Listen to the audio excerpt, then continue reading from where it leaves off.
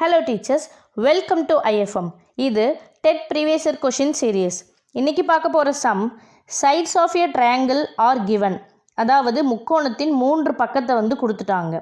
From which sides triangle cannot be formed? ஒவ்வொரு ஆப்ஷனாக நம்ம செக் பண்ணணும்.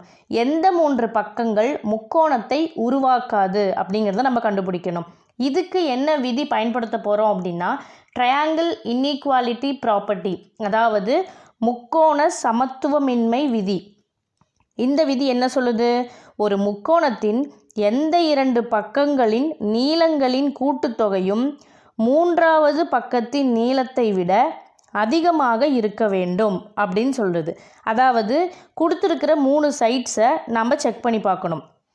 இதுக்கு ஈஸியாக என்ன பண்ணலாம் அப்படின்னா கொடுத்துருக்கிற ஆப்ஷனில் எது 2 சின்ன வேல்யூன்னு கண்டுபிடிச்சிக்கணும். ஓகேங்களா? அதாவது நான் ஆப்ஷன் ஏவை சால்வ் பண்ணுறேன் பாருங்கள். 7ம் 5ம் சின்ன நம்பரா கம்பேர் டு 10. அப்போது 7 + 5 பண்ணும்போது நமக்கு என்ன கிடைக்கும்? 12ன்னு கிடைக்கும். அப்போ 12 10ஐ விட பெருசு.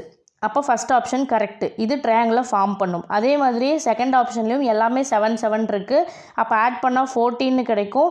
14 இஸ் கிரேட்டர் தென் 7.